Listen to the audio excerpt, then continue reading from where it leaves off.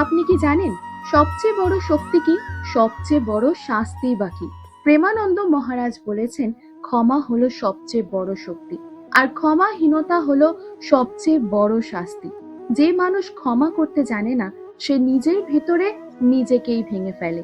আজ আমরা জানবো কিভাবে ক্ষমা আমাদের জীবনকে শক্তিশালী করে, আর কিভাবে ক্ষমাহীনতা আমাদেরকে ধ্বংস করে, এবং কিভাবে আপনি নিজের মন ও জীবনকে মুক্ত করতে পারবেন।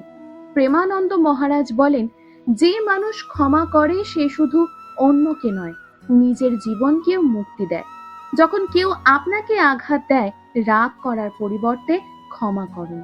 ক্ষমা করুন এবং সেই মুহূর্ত থেকেই সেই মানুষকে মন থেকে মুছে ফেলুন। তার অস্তিত্বকেই অস্বীকার করুন, যেন সে আপনার স্পর্শতেও না আসতে পারে। এই ক্ষমা আপনার শক্তি।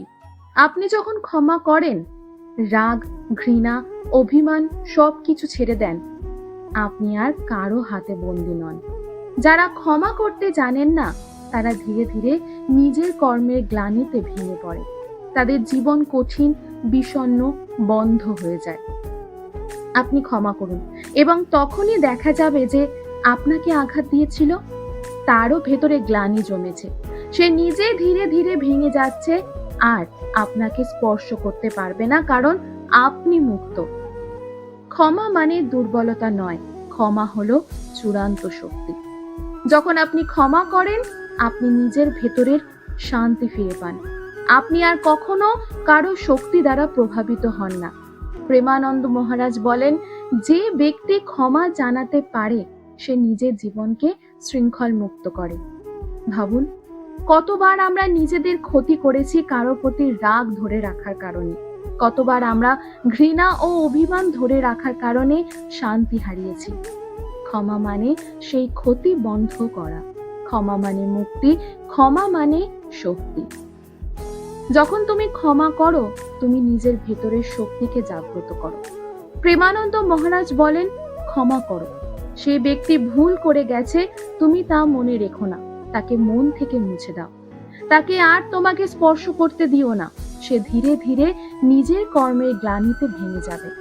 তুমি ক্ষমা করো এবং তখনই দেখা যাবে তুমি শক্তিশালী, তুমি শান্ত, তুমি আর কারো হাতে বন্দী নয়। ক্ষমা মানে আত্মশক্তি। ক্ষমা মানে নিজের জীবনকে নিজের নিয়ন্ত্রণে রাখা। ক্ষমা মানে নিজের শান্তি অর্জন। বন্ধুরা, প্রেমানন্দ মহারাজ আমাদের শেখালেন, ক্ষমা হলো জীবনের সবচেয়ে বড় শক্তি। যে মানুষ ক্ষমা করতে পারে না, সে নিজের হাতে নিজের শাস্তি তৈরি করে। সে ধীরে ধীরে নিজের ভেতরে ভেঙে পড়ে।